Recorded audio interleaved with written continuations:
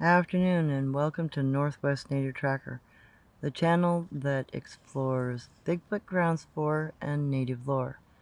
Today I'm going to get into a little bit of history and a little bit of my personal family lore. So let me start with my family's personal lore. According to my native grandmother, Owyssa's father was a tan-kneed Mogollon man from the Mogollon Rim.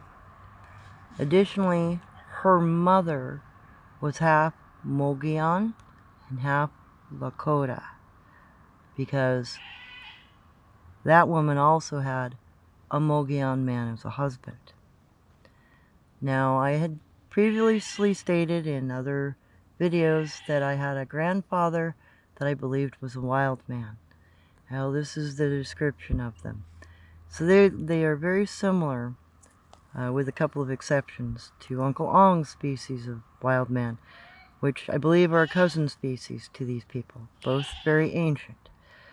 Whereas Uncle Ong's wild men from the Appalachians has very Caucasian skin coloring, the Mogollon man, or tan-kneed man, has Native American skin tone to chocolate brown. The hair on the body is still black, like Uncle Ong's, but I think his was more brown. But their hair is black, and they have tan patches on their knees, and reportedly tan patches on their elbows, which Uncle Ong's species did not have. They both grow long hair on their head, whereas Uncle Ong was completely naked from the waist up. These people still have a very primate-like body. Both still have primate feet, though some of these people are born with modern human feet, not primate feet. Additionally, whereas Uncle Ong had steel blue to grayish colored eyes with eye whites, these people still had brown or green hazel colored eyes, supposedly, with eye whites.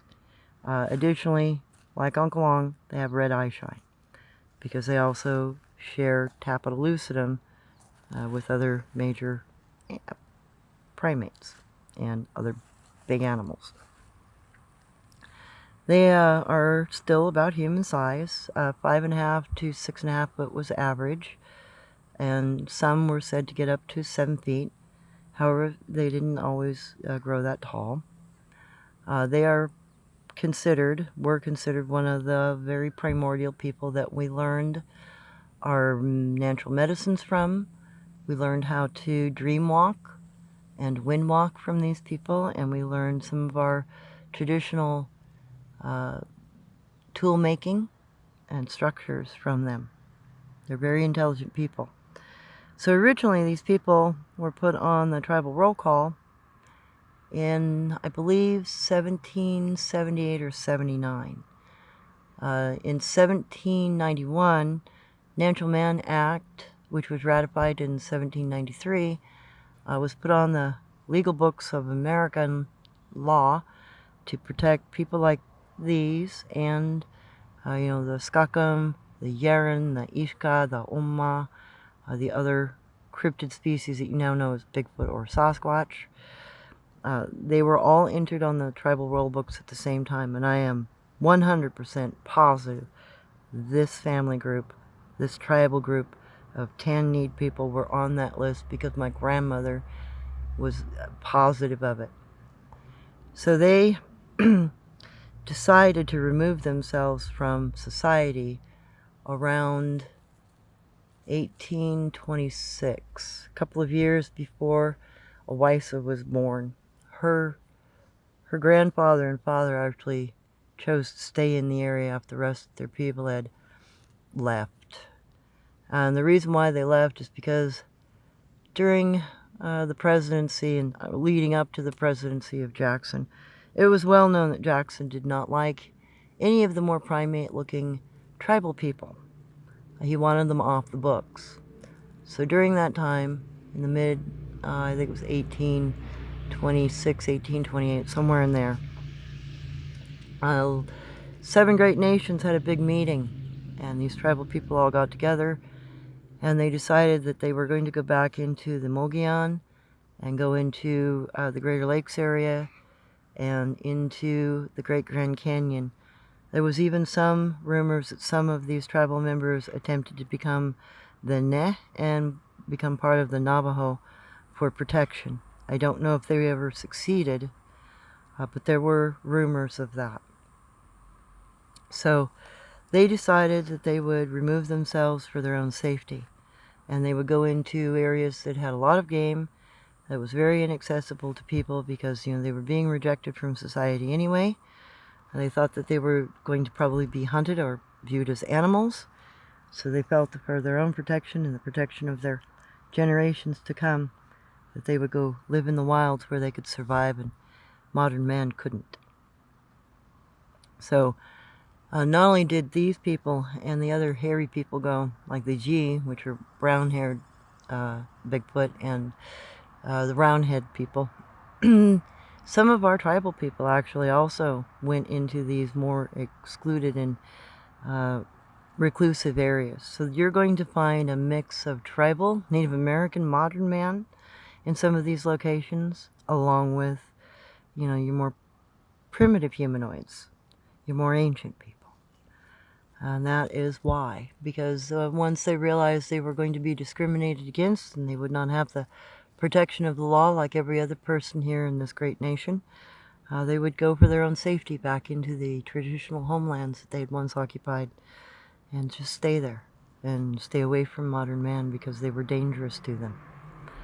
So I hope that that gives a little bit of background and gives you a little more explanation as to why I have functional tapetum lucidum in my eyes, because Owyssa's father had them. So did my mother, my grandmother. All 5 generations of the women in my family who have been dog soldiers and medicine people have had eyes like our father and our great-grandfather. So keep in mind, there is more to our modern genetics. There's more roots in ancient things than we may realize. And I want to say thank you to everybody who has stuck with me. I also want to say thank you for all of the new people who have joined. Thank you, Anonymous, for your donation of $400. I now have $1,200 towards repairing my vehicle and getting on the road and getting an RV pop-up. I really appreciate you. Thank you so much. From now on, I'm just going to be thanking people publicly. I feel that that is more personable. So if you like my content, please consider joining. If you are interested in seeing more unique information that's associated with my tribal lore, or associated with my family's lore, or associated with locations of special interest like petrified tracks, please consider donating to my project to get on the road and go revisit all the locations I was taught my lore in. I would really love to be able to document those locations and to present that information for you. Thank you, everyone, for everything that you have been doing. I really appreciate your enthusiasm, and I really appreciate your interest in this lore. Please preserve it. Thank you so much. And if anybody is aware of whether or not the Tanweed people tried to join the Navajo Nation and become Ne, please email me at northwestnativetracker, just nw@yahoo.com, my email. I'd like to know if that rumor is true or not. Have a great day, and thank you so much.